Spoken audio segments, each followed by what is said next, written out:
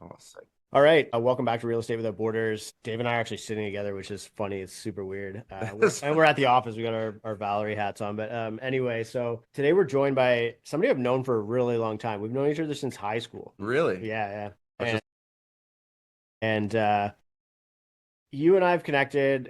Like I've been super interested in investing in real estate in Africa because I mean, one of the big things that's compelling about real estate is like you can ride these big demographic waves, right? And the only place where we're seeing a demographic wave that is positive in the world right now is Africa, right? Like it's quite literally the only place on earth that is above the replacement rate from on a continental perspective. Every other nation on earth pretty much is below the replacement rate. We've talked about the rate in a couple of times in the show, so I won't belabor what that is, but Adam, you're kind of an expert in real estate in Africa. You've developed in a number of different countries, invested in a number of different countries. Let's get started. Can you just like first off introduce yourself for the audience, what you do, and then tell me a little bit about like from 30,000 feet what the real estate situation looks like in Africa? Awesome. Yeah, no, thanks, Dave. Thanks, Dan. So, yeah, great to be on here. Super excited to chat. And yeah, as you said, this is the most exciting place to invest in real estate in the whole world, right? The demographic changes, the future is truly African and it's happening right now. And so, whoever can figure that out and make money from that, I think is going to be in a pretty good position for the next few decades. So yeah, Adam Kamanzuli, originally from rural Ontario, but European roots. And I've been here about 15 years. I first went to the Schulich School of Business, where I did an undergraduate in international business. And then right after that, I went to Tanzania, where I worked for a Canadian charity and learned Swahili, kind of understood the market. And yeah, then went back to Canada, did banking, did my CFA. I've now got my Kaya, which is in alternative investments, and then also my CBV in business valuation. And so, did banking for a bit and, you know, I had to come back. So I quit my job and I took my life savings and I moved back to Tanzania where I started a solar company. And so I did that for a few years. We raised a bit of money. We got a patent and then we were able to manufacture about 8,000 little hockey puck solar lanterns and distribute those to folks off the grid up in Tanzania. And yeah, went back to Canada. I did some young diplomatic work with the Young Diplomats of Canada. I did the G20 Young Entrepreneur Summits across China, Japan, and Germany, and then worked my way back to Africa to do consulting work and mostly in finance. And so I spent some time in Europe as well, doing CFO consulting and financial consulting, modeling, and things like that. So that was my route to get back onto the continent. And I was doing that first, between Malawi and Kenya. And then obviously when COVID happened, I just kind of happened to be in Kenya. And so I started doing CFO consulting, but in real estate. And it was always interesting for me because when I was doing my solar company in Tanzania, I saw people were, I know I wasn't making any money, doing solar lanterns, but the people that were making money were doing real estate. And whether that was, just buying land and selling it, that was operating, that was construction, that was tourism, people were making money in real estate. And so after I did a bit more research and talked to more people, and after, you know, really just kind of digging in to see who was making money and why, I decided, yeah, to take the leap and go to Malawi and do some real estate there. And so, yeah, I've been here ever since between Malawi and Kenya. And most recently, I've been doing CFO consulting. And so I was the CFO for a distribution company called Kasia, Canadian founded as well, but operating across Africa now, I think in maybe 10 countries or so. But when I was there, it was about three, and then we expanded. So yeah, we raised, about $20 million US, which is a big deal, right? Over in Africa for these types of startups, and then scaled across the continent. So that's the most recent thing. And then yeah, now it's been a lot of fractional CFO, financial modeling, and then we're also working on a project in Malawi for real estate. So to do affordable housing as well in there in Malawi. Okay, hold on. You gotta spell. I'm a big geography guy. We gotta spell Malawi for me so I can find this on the maps. So it's MAL. Oh, This is I'm s- most of this podcast is just geography lessons with Dave. I'm so fired up for this episode. You got me. I'm hooked. The hook was wow. Okay, so you're like right by Tanzania. Crazy. This is super cool. This is a basic question. Is it super hot there? So right now it's quite cold. So in Kenya at the moment, I'm in Nairobi at the moment, and so it's about 1,500 meters high, so it's a bit chilly, and it's around the colder time of the year right now. Around Christmas, it gets quite hot. Malawi is a bit hotter in the Longwe where I stay, so it's a bit, you know, a bit hotter over there, but currently pretty cold. Crazy. Okay, so you're building down there. You're building affordable housing, and selling real estate? Yeah, that's the idea. We just started and really trying to get it off the ground. It's been a pretty difficult economic situation in Malawi, and so it's good that I can go back and forth between Kenya and Malawi. And so when I originally started, it was around 2019 in Malawi, and yeah, at the time it was pretty promising before COVID. There was just this election that the court overturned the results, and because there was some funny business, and so it was a really positive story.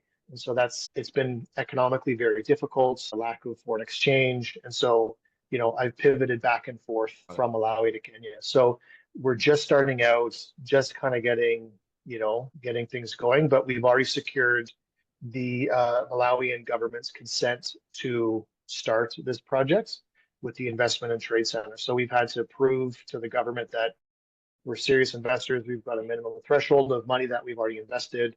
We've, begun operations. We're paying taxes, things like that. But we haven't yet started the actual project. We're trying to get a bit more funding, and then we can run. Yeah. So it's been quite difficult the last few years with foreign investments in Malawi, especially around real estate, and so that's really put the whole industry on hold, unfortunately. Recently, the government has passed legislation that allows sectional title, which unlocks a bit of investments and it makes it a bit more dynamic. But the idea is to sell to local Malawians that need housing and that can pay for it. So we're looking at building houses for as little as $10,000, $20,000, and then Wow. and then partnering with banks to do mortgages, which I know sounds pretty straightforward, but that's pretty innovative, right? Well, in how we're looking at it.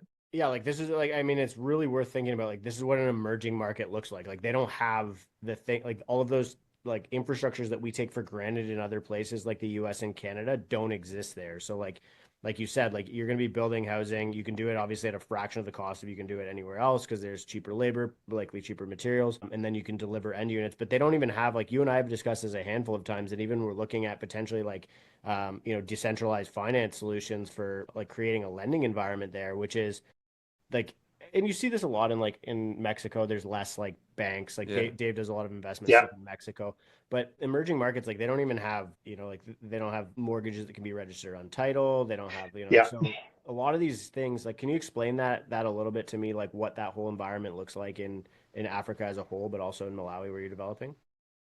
For sure. So every country, there are 54 across the continent. Each one is a bit different, whether French, English, Portuguese, whatever. And the laws are quite different as well. So luckily in the English speaking part, the basis is on common law, which makes it a bit easier, for us as Canadians. And so the issue though is that the institutions in general are not as robust and, deep rooted as the Canadian or American systems, which means mortgages, titles, the credit system is not, in a lot of ways, it's not operating for you. And so with these weak institutions, what you have to do is find alternatives to reduce the risk. So what we're doing is like going through the local leadership, which is the chiefs and traditional authorities, to build that trust to figure out who actually the owners are. And so you have a lot of land that isn't titled. So what do you do, right? There's no registry. But what you have to do is you've got to go and meet the chief, talk to the chief, talk to the sub chief, talk to the villagers, talk to the people in the community, and figure out who is actually the owner. And then We have a you problem with that. basically have to. So what we've done, it sounds funny, but we probably developed the best genealogical mapping Right. in a lot of cases because we have the family trees that go up here and there, the kids, the relationships, the uncles, the aunts, grandparents, the kids, the chiefs, IDs, names, everything we've mapped out to such a degree that we know who the owner was here, who the owner was there, and we can track it through time. So that when somebody says, "Oh no, no, no, this is mine," well, we say, "Well, okay, so who are you? Are you this uncle here? Because what we also do is we do several layers of affidavits to make sure that all the different family members can't then come back to say, Right. I didn't know about this sale. So we basically go to the nth degree to ensure, because of the weakness of the institutions, to ensure that the certainty is there and that we can reduce our risk. What's like, is there a willingness to like create these like centralized land registry systems and stuff like in, or are they kind of, they really want to stay with sort of like the old school way of doing things? Like what, because you would think like, you know, the cool part about emerging markets is like what took, you know, like the US or the British Empire like hundreds or thousands of years to do because there was so little technology back then could now and there was no real examples, like they were kind of just theorizing these things. Now you have like, you could go and say, hey, look, here's a land registry system in Canada, you know, you guys could just take this and put it on your country. Is there a willingness, like is there a progression towards that, or is it kind of like, does it rely on private sector individuals like yourself who have, you know, their own outcome in mind to create like basically it sounds like, you know, to be an investor there at scale, like the scale that you want to do, you almost have to build your own land registry system. Is the public sector making an effort to do it as well, or not really? Like I guess it's probably underfunded, under resourced a little bit, right? Yeah, definitely, underfunded, under-resourced, and there are like bigger economic institutions. Maybe it's the World Bank or the IFC or the IMF, I can't really remember, but that is coming in with these types of initiatives to build out these registries, which is great. And I think the economic value from an infrastructure perspective, it'll just promote investment like crazy. Like there's really no other system that will catalyze growth and economic development like property rights. There's nothing else, Yeah. right? There's absolutely no other fundamental factor when it comes to building an economy. And so property rights and then the court system that can sort out disputes. So there is willingness, but also in some jurisdictions, the entrenched elites are benefiting from the opacity of these Right. registries because they can own a lot of properties without anybody knowing about it.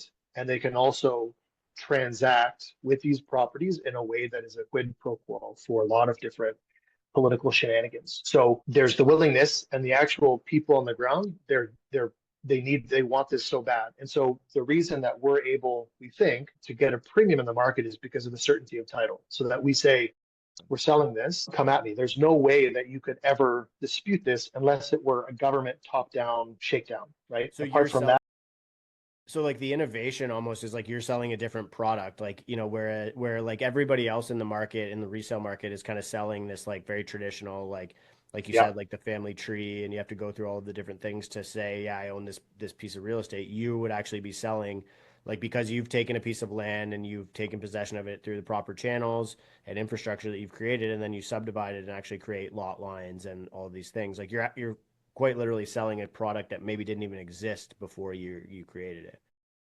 yeah, totally. And in a lot of cases, like in Canada, obviously we have the municipality that will come in and do the water and the power and whatever. So a lot of cases here, people will do that themselves. So you have a development and security as well, fencing. And so you have to basically build a condo corp, but for a whole development, because you're the one building, you're doing a borehole, you're putting in a water system, you're doing sewage, you're doing solar on every house. And so all of that costs money and there's a maintenance factor. So it's hard, right? And Yeah. people don't want to pay. There's a development here, right, just down the road, and it's million, $2 million houses inside these beautiful gated developments, and they're not paying. Like people are not paying their dues to pay Right. for the Right. security guards and all that kind of stuff. So it's like, or garbage removal or whatever. And so We have the it's the same problem tragedy in that Mexico, comes. to be honest. Do you? Yeah. Same thing happens in Mexico because the developers are the same thing in Mexico. They're the ones in charge of doing all the infrastructure, all the water systems, all the electrical. And there's a few projects where, for example, it'll be multiple developers inside one gated community, and then they Yeah, kind of lost touch with who's paying who, and now it's just a big disaster. yeah, it's a mess, right? And so you have to set up these entities now, right, while you do the developments, and then have a governance structure, which is hard, and it's people don't do that because it takes time and money. People just want to buy land, subdivide it illegally, not worry about any type of Right. infrastructure, and then sell it on and then exit. And financially, that's probably the best route, right? If you don't care about taxes or anything like that. But it's the lemon theory. So like the market for lemons. So people that are buying those properties assume that all properties are like that. And so they're not willing in a lot of cases to pay for the alternative that is legally done, properly, segmented and everything. What needs to happen for that to change is like just you get a new generation and it's kind of like one of those turnings that happens as power shifts from like the old guard to the new like kind of young blood, or is that like it's just something that takes time and then you're sort of buying this transition? Yeah, good question. So I think in general, like the big thesis that we've got is that institutions improve and they're getting better every single year, right? You Yeah. saw like 2019, 2020, the election that was overturned, right? In a way that the courts determined the outcome and democracy won. And so you saw that as like a big stepping stone to the next, instance where maybe there's a big land grab or whatever, and the government is checked again with the courts, or like the people are going to prison for corruption. And so it sends a signal to the overall market and to the people that institutions are trustworthy. And that's the thesis, that every year it gets better and better and better. While people get richer, they demand more from their governments. You're seeing a lot of movements across the continent whereby young people are coming up and saying, I don't like, all of my tax money going to, your Land Rovers. I wanted to go to schools. I wanted to go to, hey, you joke, but like there's a lot of leakage Yeah. still Yeah. in a We lot of have these that here. countries. I think that's everywhere, right? It's everywhere, right? So like, but in Canada, like we can check that pretty Right. quickly, and it's so transparent that, and now with AI, you can really figure out who's taking money, right? If they are, and then crack it down, and there's a process to get them out. Like it's very, slick. But here it's a bit more nuanced. Is this a common practice? Like you're seeing more and more developers like yourself or coming from Canada, US, doing types of projects like this in Africa? Is it becoming more prominent? Yeah, there's a lot of interest, obviously, because of this big economic opportunity and the demographic boom that we're seeing. And so it's not just the population growth rate, which is massive. It's also the urbanization. And so people from rural communities are coming to the cities. And so it's kind of like what we saw in Canada, maybe in Everywhere the in the world, 20s really. or, Like I think the entire right? world's urban. You gave me like a stat on like what Lilongwe is like supposed to grow to. Can you tell me that? Yeah. Because like just to the context of this is crazy. Yeah. So it's amazing, right? So Lilongwe, the capital city of Malawi, which I'm sure many people in Canada have not heard of, Pull it yeah, up. set to become, so it's about, let's say 1.5, 2 million people, 1 to 2, like the GTA, right? The bigger, broader city is projected to be the 13th biggest city in the entire world in Crazy. about 70 to 80 years. Yeah, exactly. People in Canada have never heard of, is going to be one of the mega cities of the future.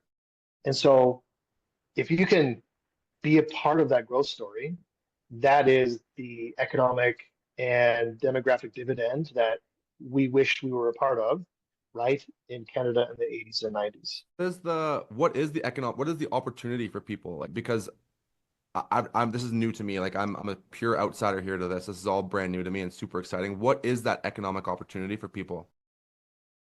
Yeah, and that's a question that we're all trying to figure out. The answer I so I met, can do it myself. so actually, I met last week with the Minister of Natural Resources of Malawi at the UN Habitat conference here in Kenya, and we were chatting about that exact question. So, what is it that is going to drive economic growth, provide jobs? And I think it's a combination of factors, which is like a lot of investment, a lot of FDI, right? So in Canada, what are we getting? 5, 10, 15%? Like you can get 50% IRR or more in developing markets if you calibrate your risk and you figure out how to do it. Okay, so that's one.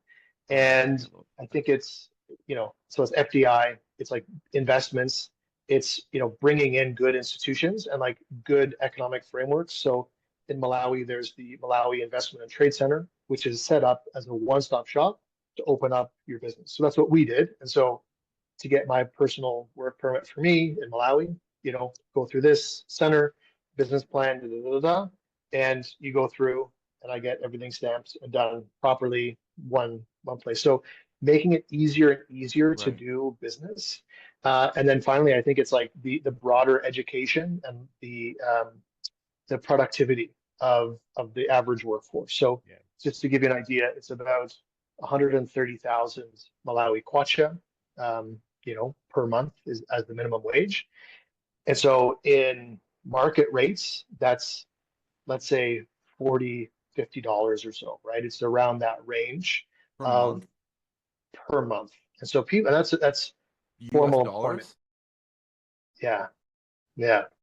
So a lot of people aren't getting that, right? They're getting below that. And the key is, well, how do you build an economy like with that? And so you have advantages, right? You have, manufacturing where you can get that's labor intensive. And so building exports, agricultural exports, and things like that. So marijuana, cannabis is becoming a big industry in Malawi as well.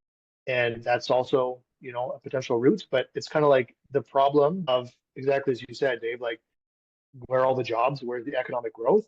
It's due to, this population boom. How do you have everyone housed and Yeah. fed? So it's the A lot question. of it just comes from just like growth of the domestic population. You have to build, you have to feed them, you have to house them, you have to do all these things, educate them, etc. Those are all things that produce within. What is the current like base of the economy? Like, what's the most productive industry in Malawi right now?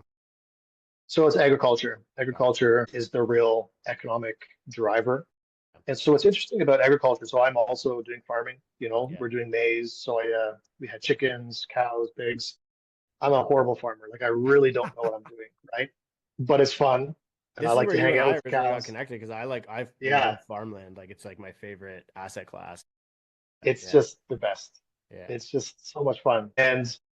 But I was able to add like inoculants to my soya, for example. And I didn't even know about this, but it's this like, thing that you put on your seeds as you plant them that drastically improves the yields, right? And absorption of nutrients and whatever. So by doing that, you can basically 2x the GDP of the entire country, right? So Crazy. little things like that by adding better organic fertilizer or like permaculture, all these different things, you can really drive productivity. And so I think that's the play. Man, I know we try and keep these short, but I wanted to invite you back, like, because I think it would be awesome to like maybe touch base on like a monthly or every other month, just to like get an update on like what's happening with your project and like the market there and whatever. But in regards to like your project and like if somebody wanted to just invest in like Malawi or your deal or whatever, like what would be the advice that you would give to an investor who just wanted to like get into that market? What's the easiest way for someone to do that, and like where can they reach you if they want to?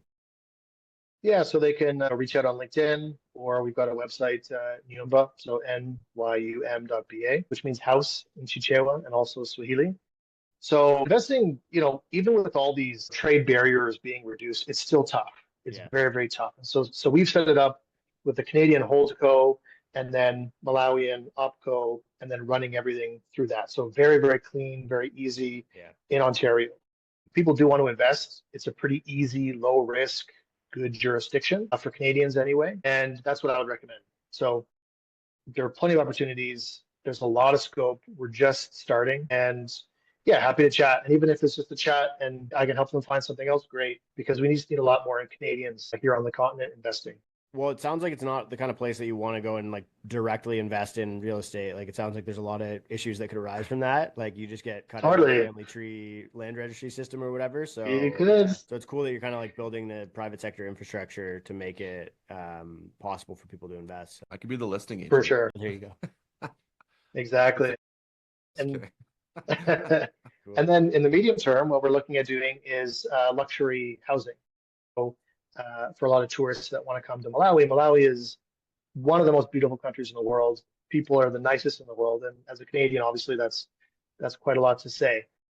And I think the tourism will become a lot more popular. And as people come, we want to basically build, a really nice experience for people when they come to Malawi because you've got safaris, you've got a big lake, it's quite a lot. So that's like the 5-year plan is to do luxury housing as well, just outside the city. Amazing. Well, we'll have to come visit you when it's done. Anytime. Appreciate your time, man. Look forward to having you back on. I wish we could have done this one longer, but there's a couple scheduling conflicts on our end. I apologize, but yeah, we'll look forward to anybody listening. Get in touch with Adam and look forward to having him back on the show within the next couple of months for sure. Awesome. Thanks, Amazing. gents. Thanks, brother. Thank you. Thanks. Bye-bye.